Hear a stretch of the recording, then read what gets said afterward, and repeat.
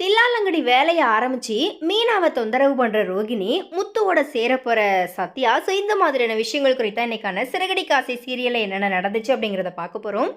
So அந்த வகையில் ரோகிணியினுடைய முதல் கணவர் அண்ட் குழந்தைய பற்றின விஷயங்களை தெரிஞ்சுக்கிட்ட தினேஷ் அப்பப்போ பார்த்தீங்கன்னா ரோகிணியை பிளாக்மெயில் பண்ணி பணத்தை பறிச்சுட்டு வந்தார். ஆனால் ஒரு கட்டத்துக்கு மேலே இந்த பிஏ தினேஷோட தொல்லை தாங்க முடியாததுனால ரோகிணி லோக்கல் ரவுடி சிட்டி மூலியமாக பிளாக்மெயில் பண்ண அந்த தினேஷை ஜெயிலுக்கும் அனுப்பி வச்சாங்க. ஆனால் ஜெயிலிருந்து திரும்பி வந்த தினேஷ் மறுபடியும் ரோகிணியை பிளாக்மெயில் பண்ணி 30 லட்சம் ரூபாய் பணத்தை ஒரேடியாக கொடுத்துட்டு இனி உன் வழிக்கே நான் வரமாட்டேன் அப்படிங்கிற மாதிரி ஒரு மிகப்பெரிய தொகையை கேட்டு டிமாண்ட் வச்சுட்டாரு.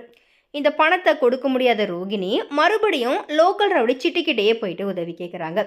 ஏற்கனவே local rowdy city Muthu and மீனாவால் பாதிக்கப்பட்டு பயங்கர கோவத்தில் இருக்கிறதுனால ரோகிணி கேட்ட உதவி மூலியமா முத்து அண்டு மீனாவுக்கு பார்த்தீங்கன்னா குடைச்சல் கொடுக்கலாம் அப்படிங்கிற மாதிரி முடிவு பண்ணிட்டாரு.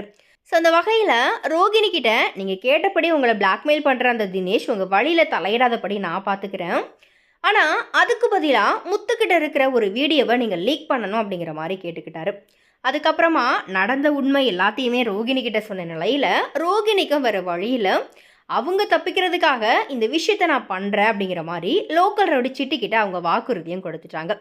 இதை தொடர்ந்து வீட்டுக்கு போன ரோகிணி தலையில் அடிபட்டிருக்கிற மீனாவை பார்த்து, உங்களுக்கு இனி ஒரு கெட்ட நேரம் ஆரம்பமாக போகுது, நான் இப்போ தான் ஒரு சாமியாரை பார்த்துட்டு வந்தேன், அவர் சொன்ன குறிப்படி எனக்கு எல்லாமே இனி நல்லா தான் நடக்கும், ஆனால் அதனால் மனோஜ் அண்டு எனக்கும் எந்தவித பிரச்சனையும் இல்லை, உங்களுக்கும் அவங்க குடும்பத்துக்கும் ஏதோ ஒரு பிரச்சனை வரப்போகிறதா அவர் சொல்லியிருக்கிறாரு. இந்த மாதிரி ரோகிணி பார்த்தீங்கன்னா அவங்களுடைய தில்லாலங்கடி வேலையை ஆரம்பிச்சிட்டாங்க.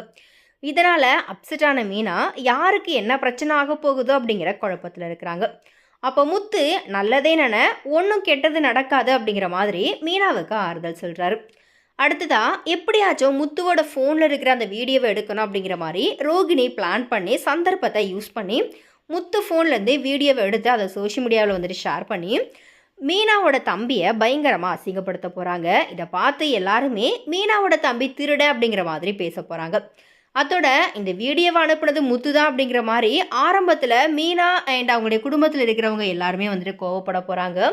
ஆனால் முத்து மேலே எந்த தப்பும் இல்லை அப்படிங்கிற மாதிரி நிரூபிக்கும் போது இதுக்கு காரணம் சிட்டி தான் அப்படிங்கிற மாதிரி தெரிய வரும்போது முத்துவோட சத்யா சேர்ந்து லோக்கல் ரவுடி சிட்டிக்கு பதிலடி கொடுக்குற விதமாக அவருடைய கேரக்டருக்கு முற்றுப்புள்ளி வச்சுடுவாங்க.